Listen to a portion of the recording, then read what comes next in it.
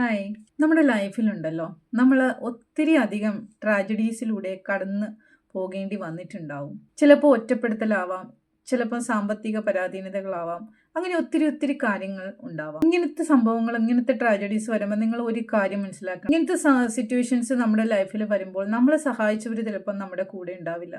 നമ്മൾ പ്രതീക്ഷിച്ചവർ ചിലപ്പോൾ നമ്മുടെ കൂടെ ഉണ്ടാവില്ല. നമ്മൾ ആഗ്രഹിക്കുന്ന ഒരു രീതിയിൽ അവരെ നമുക്കൊരു തണലാകണമെന്നുമില്ല. ആ ഒരു സമയത്ത് നിങ്ങൾ അവിടെ സ്റ്റക്കായി നിൽക്കാതെ നിങ്ങൾ കുറച്ചും കൂടി റെസ്പോൺസിബിലിറ്റീസ് ഏറ്റെടുത്ത് കുറച്ചും കൂടി നിങ്ങളെ തന്നെ നിങ്ങൾക്ക് മീൻസ് ചിലപ്പോൾ ഒരു കോച്ചിനെ നിങ്ങൾക്ക് സമീപിക്കാം, അല്ലെങ്കിൽ നിങ്ങൾക്ക് സപ്പോർട്ട് തരുന്ന ആരെങ്കിലും നിങ്ങൾക്ക് അപ്രോച്ച് ചെയ്യാം, അല്ലെങ്കിൽ എന്തൊക്കെയാണ് ഈ ലൈഫിൽ ചെയ്യാൻ പറ്റുന്നത് എന്നുള്ള കാര്യങ്ങളെക്കുറിച്ച് നിങ്ങൾക്ക് കുറച്ചും കൂടി നന്നായിട്ടൊന്ന് ആലോചിച്ച് നിങ്ങളുടെ റെസ്പോൺസിബിലിറ്റീസ് ഒന്നും കൂടെ കൂട്ടി നിങ്ങൾക്ക് മുന്നോട്ട് പോകാം. ഈ പ്രശ്നങ്ങളുണ്ടല്ലോ, ഈ പ്രശ്നങ്ങളിൽ തന്നെ നമ്മൾ ചിന്തിച്ചു കൊണ്ടിരുന്നാൽ അതിനൊരു പരിഹാരം കണ്ടെത്താൻ നമുക്ക് കഴിയില്ല. നിങ്ങളൊന്ന് മാറി ചിന്തിച്ചു കഴിഞ്ഞാൽ നിങ്ങൾക്ക് ലൈഫിൽ ആ പ്രശ്നങ്ങളിൽ നിന്നൊക്കെ പുഷ്പം പോലെ ഊരി വരാനായിട്ട് പറ്റുന്ന ഒരു സൊല്യൂഷനെ കുറിച്ച് നിങ്ങൾ ആലോചിച്ചാൽ തീർച്ചയായിട്ടും നിങ്ങൾക്കൊരു ലൈഫ് കോച്ചിൻ്റെ സപ്പോർട്ട് നിങ്ങൾക്ക് ഏറ്റെടുക്കാൻ പറ്റും.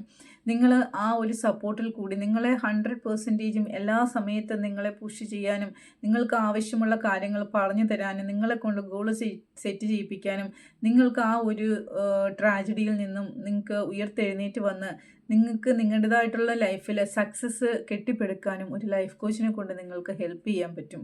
അവരുടെ ഹെൽപ്പ് നിങ്ങൾക്ക് ആവശ്യപ്പെടാം. തീർച്ചയായിട്ടും നിങ്ങളുടെ റെസ്പോൺസിബിലിറ്റീസ് ഏറ്റെടുക്കാൻ തയ്യാറാവുകയാണെങ്കിൽ, നിങ്ങൾക്ക് നിങ്ങളെ തന്നെ ചേഞ്ച് ചെയ്യാൻ തയ്യാറാവുകയാണെങ്കിൽ തീർച്ചയായിട്ടും നിങ്ങൾക്ക് ഒരുപാട് വഴികളുണ്ട് നിങ്ങളുടെ മുന്നിൽ. ശരിക്കും നിങ്ങൾ ആ ഒരു ഓപ്പർച്യൂണിറ്റീസ് ഏറ്റെടുക്കാനായിട്ട് നിങ്ങൾ തയ്യാറാവണം. നിങ്ങൾ ഒരിക്കലും അവിടെ സ്റ്റക്കായി നിൽക്കണ്ട. നിങ്ങൾ അങ്ങനെ നിൽക്കേണ്ട ആൾക്കാരല്ല. നമുക്ക് എല്ലാവർക്കും ഫിനാൻഷ്യൽ ഫ്രീഡം എന്ന് പറയുന്നത് നമ്മുടെ ബർത്ത് റൈറ്റാണ്. അപ്പോൾ തീർച്ചയായിട്ടും നിങ്ങൾ അതിന് വേണ്ടിയിട്ട് തന്നെ നിങ്ങൾ ട്രൈ ചെയ്യുക. ഓക്കെ.